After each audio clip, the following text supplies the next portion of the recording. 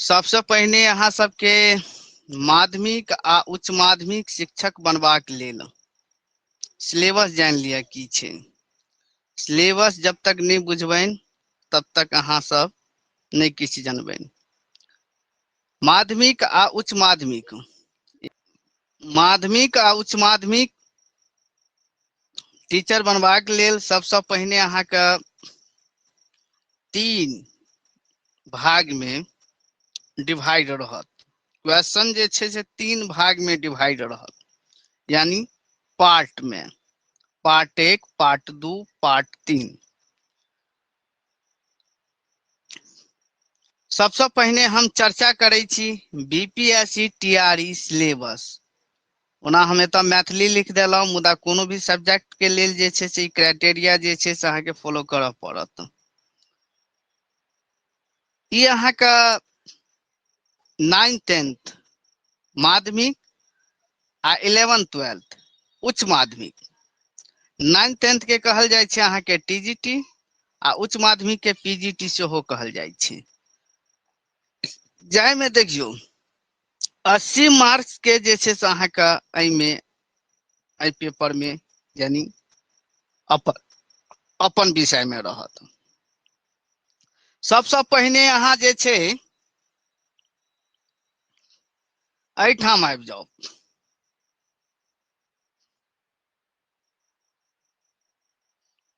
Paper अहाँ 3 पर आबि जाउ।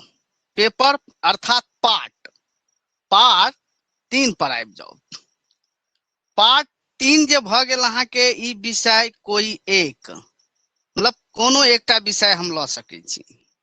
कोनो भी एकटा विषय हम ल सकै छी, चाहे हिंदी, बांग्ला, उर्दू, और हम मैथिली के कह रहल छलहुँ तऽ मैथिलीए लिखनाइ भूलि गेलहुँ, तऽ एहिमे मैथिली सेहो आबि जेतनि। मैथिली यानी कोनो भी एकटा विषय अहाँ ल सकै छी जे अहाँके ग्रेजुएशन में या 9th 10th के लेल।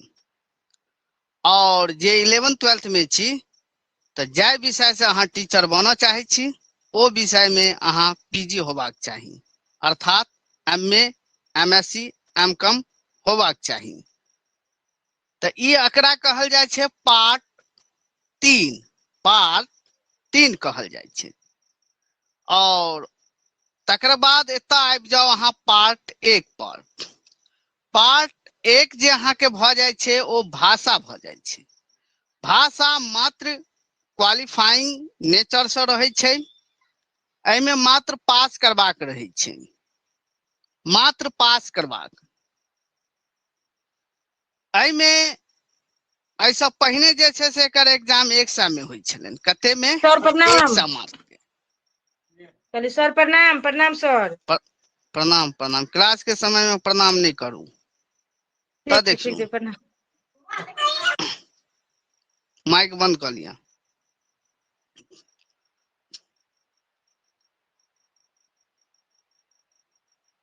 तऽ देखियौ सबसे पहिने अहाँके एतऽ जे छै सबसे पहिने अहाँके 3 भाग में अहाँके रहत। अहाँके जे पेपर या 3 पार्ट में डिवाइड रहत। पार्ट 1, पार्ट 2 आ पार्ट 3। भाग 1, भाग 2, भाग 3। भाग 1 में मात्र जे छै से अहाँके क्वालिफाइंग करबाक छै। एहिमे 30 टा प्रश्न पूछे छै। कैटा? 30 टा प्रश्न।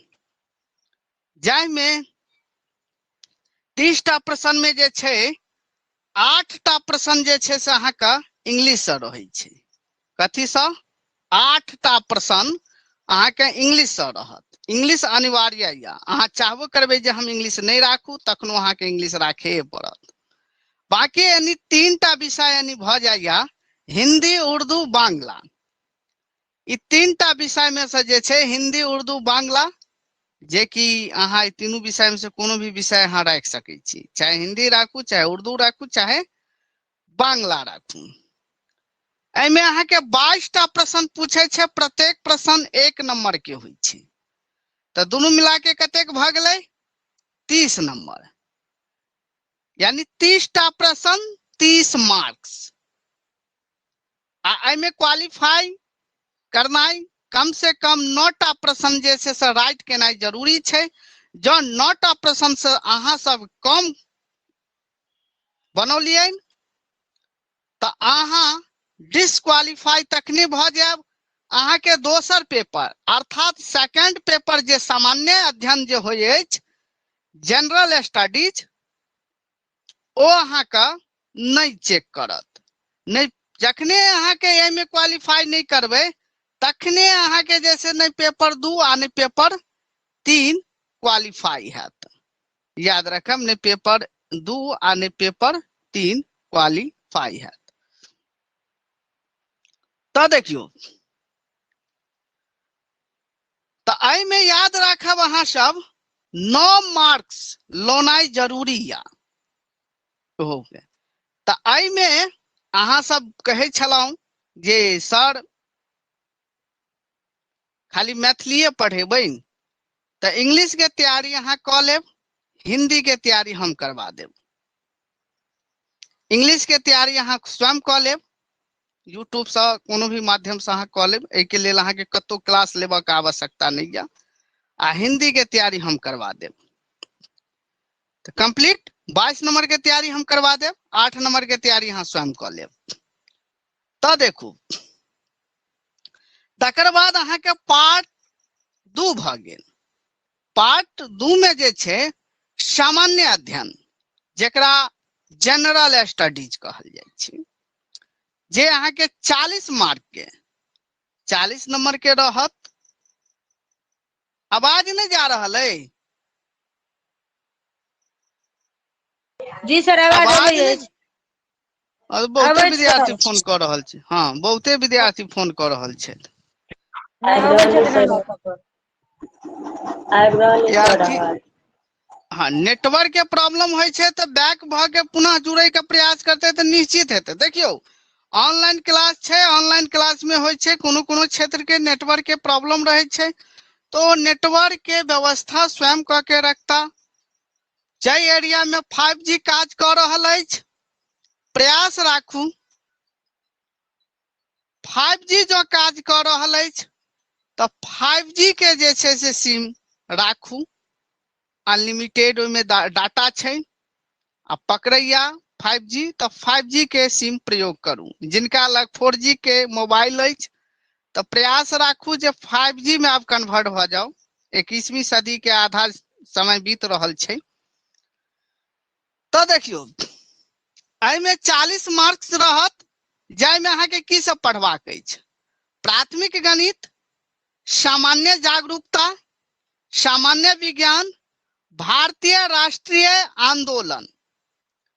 बाकी एहि के अलावा जे अहाँ सबके पोथी अछि जेना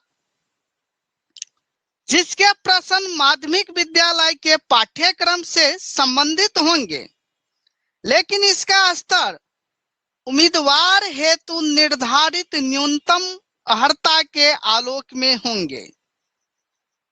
कहे के तात्पर्य भेल कि अहाँ न्यूनतम अर्हता की भेल अहाँ के योग्यता। जखन अहाँ 9th 10th के लेल छियै तो अहाँ अवश्य जे छै कि 12वीं में पढ़ने हबै, 12वीं तक के पोथी पढ़ने हबै तो भ सकैया अहाँ के 12वीं से पूछ सकैया, 11वीं से पूछ सकैया, लेकिन मिनिमम एकर स्तर राखल गेल या। देखियो जिसके प्रश्न पत्र माध्यमिक, अभी माध्यमिक सिर्फ हम हुनका लेल कह रहल छी जे 9th 10th के लेल छी। जे 11th 12th के लेल छी हुनका 12th लेवल यानी उच्च माध्यमिक भ जाय छै। आ उच्च माध्यमिक में तो जानते छे कि अलग अलग विषय होय छै। हालांकि माध्यमिको में होय छै मुदा उच्च माध्यमिक में प्रॉपर भ जाय छै। जेना हिस्ट्री, ज्योग्राफी, पॉलिटिकल साइंस ई सब सबटा आबि जाय छै। तो आई में 40 मार्क्स के तैयारी के लेल अहाँ सब बेहतर से बेहतर लूसेंट अबै छै मार्केट में। आ ओहो से नहीं हैत लूसेंट तो लइए लिया, बहुत काजक चीज छै। मुदा अहाँ करब कि मार्केट में जाब रेखा प्रकाशन के या कोनो और भी प्रकाशन सबके अबै छै गैस पेपर। गैस पेपर जेना हिस्ट्री के भ गेल, ज्योग्राफी के भ गेल, पॉलिटिकल साइंस के भ गेल। त ई तीनटा चीज के जे छै अहाँ सब मार्केट से ऑब्जेक्टिव खरीद लेब। गैस पेपर में ऑब्जेक्टिव ढेर सारा रहे छै, उ बेहतर काज करत, बहुत नीक काज करत। तो मार्केट से हिस्ट्री के, ज्योग्राफी के, पॉलिटिकल साइंस के ई तीनटा जे छै से गैस निश्चित खरीद लेब। आ किताब अछि, पोथी अछि तो और नीक जगह पढ़ू। यदि उपलब्धि भ जाय छै पोथी के, क्यों अगल बगल में क्यों विद्यार्थी हेता या अहाँ सबके संपर्क में क्यों हेता, सेकंड हैंड बुक भेट जाइया तो और बेहतर या। 9th 10th 11th 12th ई तीनटा क्लास के जे छै, यानी 9th 10th 11th 12th ई चारटा क्लास। ओना तो हम कहब छठा से उठा लिया, मुदा ज्यादा फोकस अहाँ के 8 से अहाँ उठा सकै छी। ई जते भी सामान्य विज्ञान छै ओ पोथी सब अहाँ एकत्रित क लिया 40 नंबर के लेल, बेहतर रहत। और मार्क्स जे छै अहाँ के नंबर जे छै यह नंबर जुड़े छै। ई त अहाँ के तखने कट के एमे मात्र अहाँ के 9टा नंबर अहाँ के मात्र राइट करे के छै। मुदा प्रयास करब कि 9टा में चक्कर में नहीं रह जाए। प्रयास करब जे कम से कम 50% यानी 15टा राइट होबाक चाहिए। 15टा राइट होबाक चाहिए, तखन अहाँ का पूरा के पूरा सेफ रह। अब 9 पर जाके कांटा लटक जेते तो अहाँ के फिर चिंतित भ जेबै, व्याकुल भ जेबै, टेंशन में आबि जाब कि की हेतै नहीं हेतै। तो प्रयास राखे के छै ओहो ठाम। एहि के लेल अहाँ चिंता नहीं करू, ई हिंदी के लेल एहि के लेल चिंता नहीं करू। रह गया सामान्य अध्ययन में हम कह दिलौं ई पोथी सब अहाँ एकत्रित क लिया। 8वां 9वां 10वां 11वीं 12वीं ई सब आ गैस मार्केट से लाइव लिया। तब देखो अब हम आबि गेलो पार्ट 3। सेम टू सेम छै। 9th 10th 11 9th 10th के लेल 11th 12th के लेल सेम टू सेम छै। अहाँ जाय विषय से टीचर बनना चाहे छी ओ एकटा विषय चाहे सब्सिडरी रूप में 9th 10th में छी तो सब्सिडरी रूप में आ चाहे ऑनर्स रूप में ओ विषय अहाँ के ग्रेजुएशन में होबाक चाहिए 100 नंबर के। ऑनर्स केने छी तो कोनो बाते नहीं छै, आ नहीं केने छी तो ओ विषय कम से कम 100 मार्क्स जे छै अहाँ के ओ सिलेबस में रहबाक चाहिए। याद रखब ग्रेजुएशन में, तखन एहिमे से अहाँ कोनो भी विषय ल सकै छी। एतो हम मैथिली लिखना भूल गेलौं। हिंदी, बांग्ला, उर्दू अर्थात मैथिली होबाक चाहिए एठाम, कियाकि हम मैथिलीए के एखन प्रॉपर क्लास द रहल छी। मैथिली विषय सेहो ल सकै छी। मैथिली, हिंदी, बांग्ला, उर्दू, संस्कृत, अरबी, फारसी, अंग्रेजी, विज्ञान, गणित एवं सामाजिक विज्ञान में सबटा आबि जाय छै। जेना पोल, ज्योग्राफी, हिस्ट्री सबटा आबि जाय छै। कोनो भी विषय से अहाँ फॉर्म फिलअप कर सकै छी, भर सकै छी। मुद्दा याद रखब कोनो विषय से नहीं, जाय विषय से अहाँ स्टेट पास केने छी वह विषय से। याद रखब जाय विषय से अहाँ स्टेट पास केने छी, STET पास केने छी, वह विषय से हमरा फॉर्म अतः फिलअप करबाक छै। अब हमरा एतऽ 1 मिनट कनी हम तो देखियो याद रखब विषय पत्र प्रश्न पत्र जे छै अहाँ का माध्यमिक विद्यालयों के विषयों के पाठ्यक्रम बिहार विद्यालय परीक्षा समिति NCERT और SCERT से संबंधित होंगे। अर्थात NCERT में हम कहबे कलम जे 8वां 9वां 10वां के जे 40 मार्क के लेल जे छै से ओ अहाँ पाठ्यक्रम अहाँ एकत्रित क लेब, सामग्री एकत्रित क लेब। और एनी विषय के लेल जे छै से SCERT बुक जे छै हम कहने रही 4टा पोथी के नाम कहने रही। दुर्वा छत, तैरपन, तिलकोर भाग 1, तिलकोर भाग 2 एते अहाँ के एकत्रित करबाक अछि। पाठ्यक्रम बिहार विद्यालय परीक्षा समिति NCERT से संबंधित होंगे, लेकिन अब लेकिन के गप भ गेल या याद रखब। लेकिन इसका स्तर उम्मीदवार हेतु निर्धारित न्यूनतम अर्हता पर होंगे या होगा, यानी बीएड प्लस यूजी। आ बीएड अहाँ के चाहबे करी, चाहे अहाँ कोनो भी संस्था से कतौ से अहाँ केने छी बीएड, और यूजी के अंतर्गत भेल अंडर ग्रेजुएट। कहे के अर्थ भेल जे चाहे बीए होय, चाहे बीकॉम होय, चाहे बीएससी होय, ई कोनो भी फैकल्टी से अहाँ का, और जे 11th-12th में फॉर्म फिलअप करब उनका BEd plus PG, post graduate, MA, MCom, MSc ई होबाक चाहिए। एमए, एमकॉम, एमएससी होबाक चाहिए। ओ विषय से, जे विषय से अहाँ फॉर्म फिलअप करबै, जे विषय से अहाँ एमए केने छियै 2 साल, ओहि विषय से न्यूनतम कम से कम 55% पीजी में होबाक चाहिए, 55%। और आरक्षित वर्ग लोकनि छी जेना SC ST OBC आरक्षित वर्ग, उनका 50%। ग्रेजुएशन और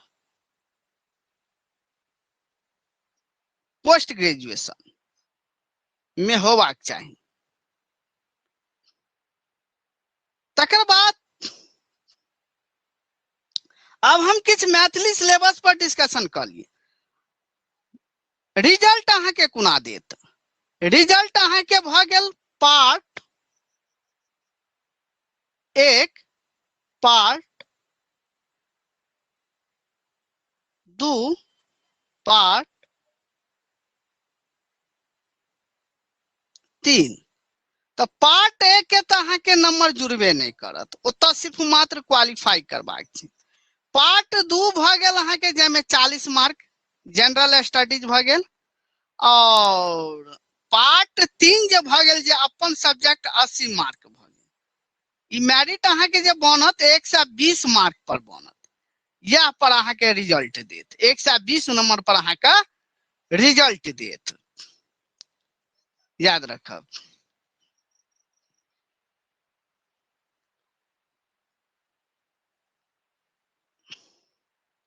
अब हम अपन कनी विषय पर हम चर्चा कर ली।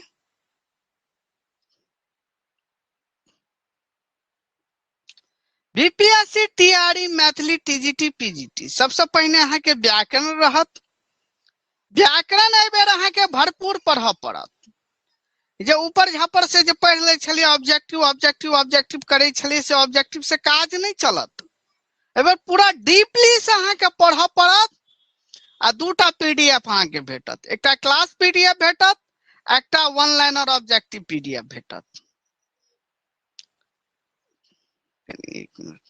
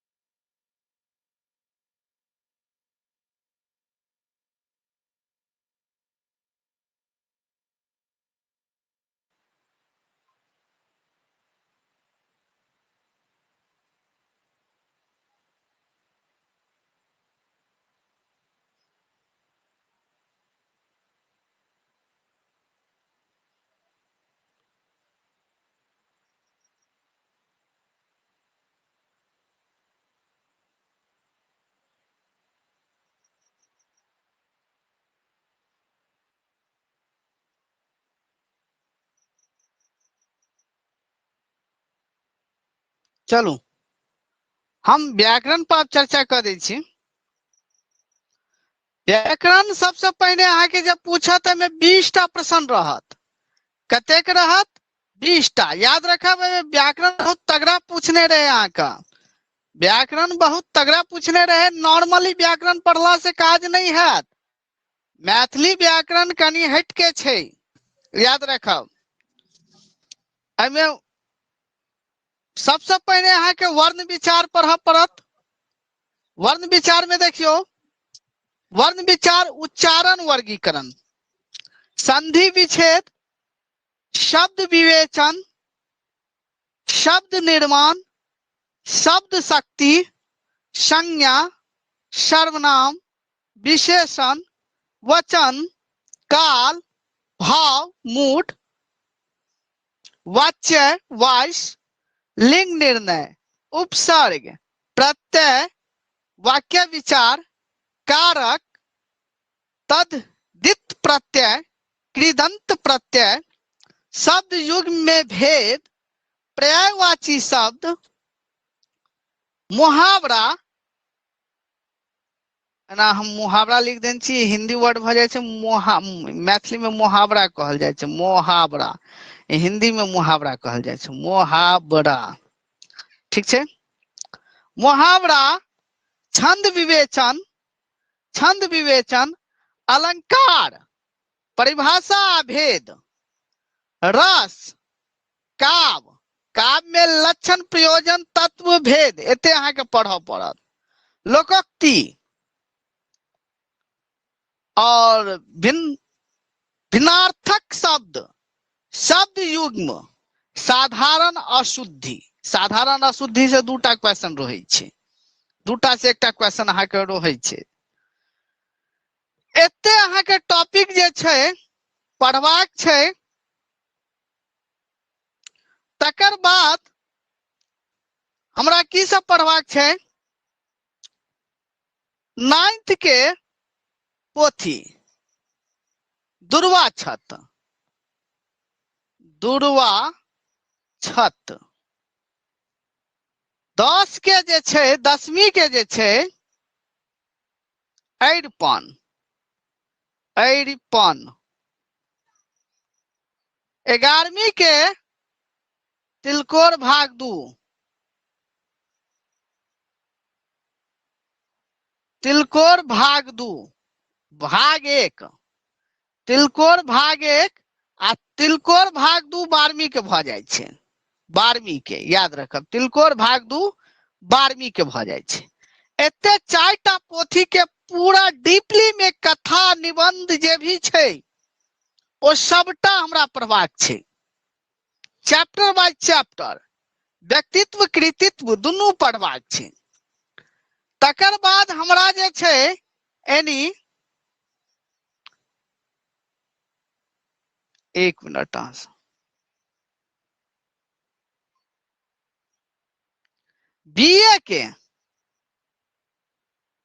बीए के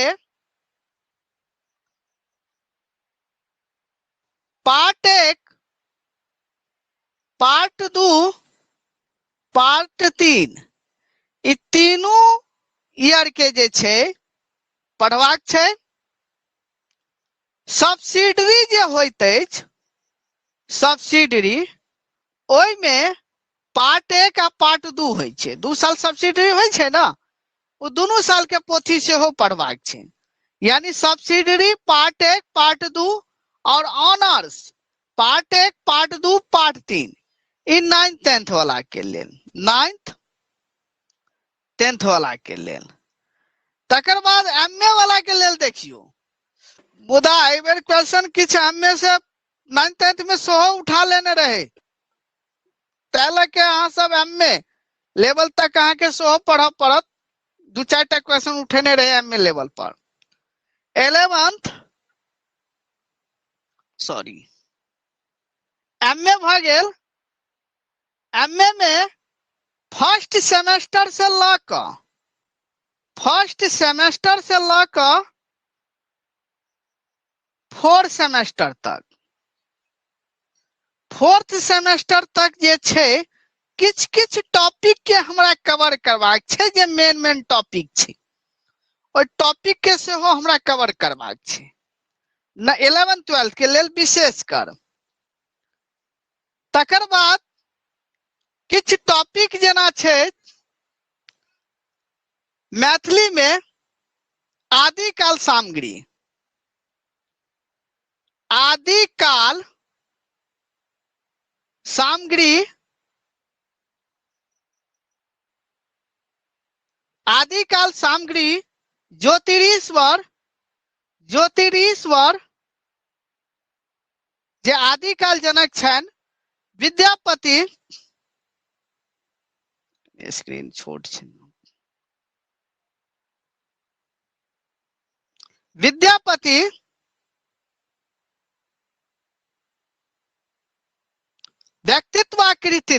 व्यक्तित्व यानी हुनक रचना और पदावली याद रखा विद्यापति के जतेक रचना छै सबटा रचना के नाम याद रखा पड़त सबटा के विभा सागर लिखनावली वर्षकृत्य गया पतलक दुर्गा भक्ति तरंगिणी व्यारी भक्ति तरंगिणी मणि मंजरी ओई के बाद अहाँ के भ गेल गोरक्ष विजय कीर्ति लता कीर्ति पताका पुरुष परीक्षा ई सब सबटा अहाँ के पढ़ पड़त समथिंग 13 टा हिनक रचना छै टोटल 13 रचना के नाम याद राख पड़त 13 रचना के नाम याद राख पड़त और पदावली से पढ़े के छै पदावली हुनक गीत सब जे छै ओ पढ़े के छै तकर बाद मध्यकालीन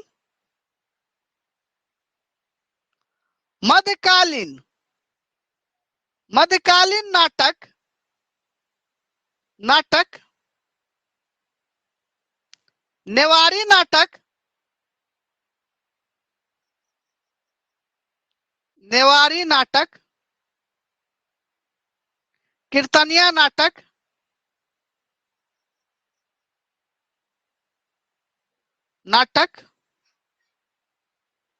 और अंकिया नाटक नेवारी नाटक भेल जे नेपाल में रचल गेल नाटक कीर्तनिया नाटक भेल मिथिला में रचल गेल नाटक और अंकिया नाटक भ गेल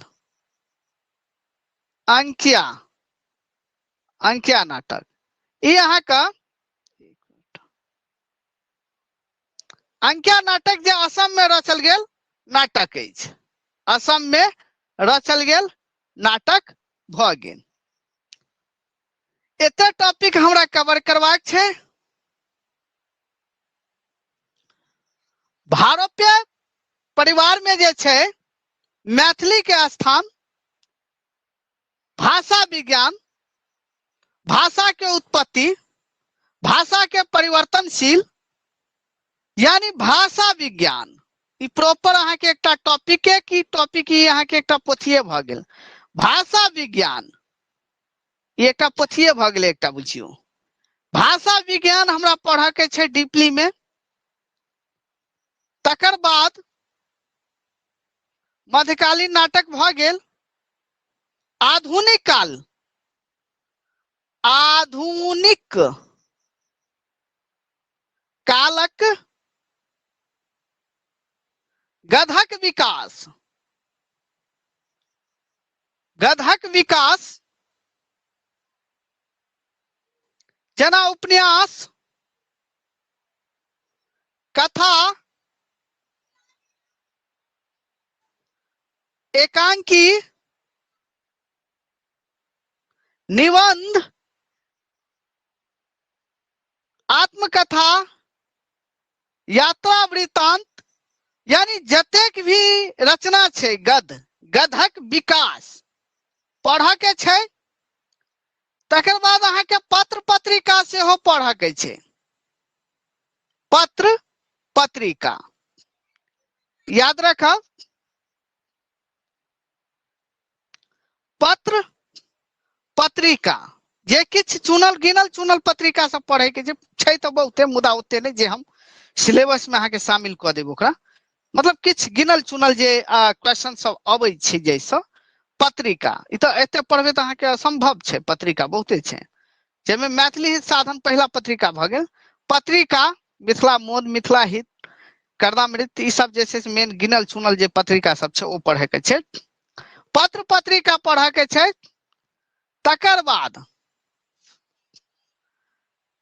तकर बाद किछ साहित्यकार छै हुनका बारे में जेना उमापति के परिजात हरण पूरा पढ़े के छै परिजात हरण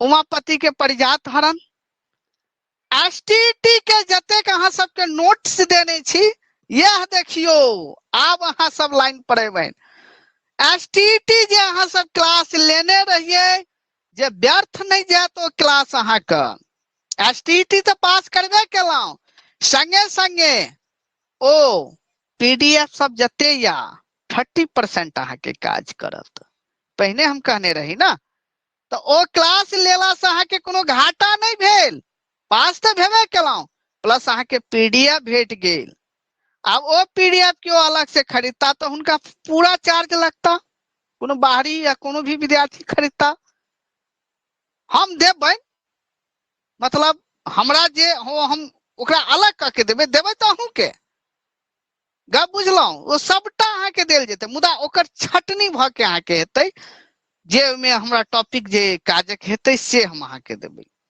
अर्थात लेकिन अहाँ के लेल ई भ गेल कि अहाँ लग उपलब्ध अछि ओकर अहाँ 30% तैयारी क चुकल छी हमर कहे के तात्पर्य ई भेल 30% अहाँ तैयारी ओ तक क चुकल छी कृष्ण जन्म पढ़वाक छै मनबोध के ई टॉपिक उमापति के भ गेल मनबोध के कृष्ण जन्म तकर बाद उमापति के नाटक पढ़वाक छै सुंदर संयोग किछ किछ टॉपिक एहन छै जे हमरा सबटा पढ़वाक छै साहित्य अकादमी से पुरस्कृत साहित्य अकादमी से पुरस्कृत जतेक पोथी अछि युवा पुरस्कार बाल पुरस्कार मूल पुरस्कार अनुवाद पुरस्कार ई चारू पुरस्कार के हमरा पढ़वाक छै तकर बाद करेंट अफेयर सेहो पढ़वाक छै एकटा दूटा क्वेश्चन अहाँ के करेंट अफेयर टाइप के रही छै बाकी पोथी के जे लिस्ट हम पठा देने छी ओ पोथी अहाँ डीपली में पढ़ू और हम यहो सजेस्ट कर देब जे दिन जे टॉपिक रहते तो जना हम अहाँ के मैसेज कर देब जे आई ई टॉपिक चलते तो ऐसे की हेतै कि अहाँ लग पोथी रहते तो अहाँ पूरा डीपली में अपनो पढ़ने रहबे क्वेश्चन जे अहाँ के पूछे के रहत तो अहाँ क्वेश्चन क सके छी आ जखन अहाँ स्वयं ने पढ़ने रहबे तो हमरा से अहाँ क्वेश्चन की करबे किछ को मतलब किछ अहाँ पूछ नहीं सके छी अहाँ के माइंड में क्वेश्चन एबे नहीं करत अहाँ पूछबे कत से तो तै लक पोथी अनिवार्य छै जत बीएड करे छी एमएड करे छी जैसे जिंदगी बनत 1500 रुपया के लेल अहाँ सब पाछा नहीं हो पोथी उपलब्धि करवा लिया जो पोथी में दिक्कत भ रहल अछि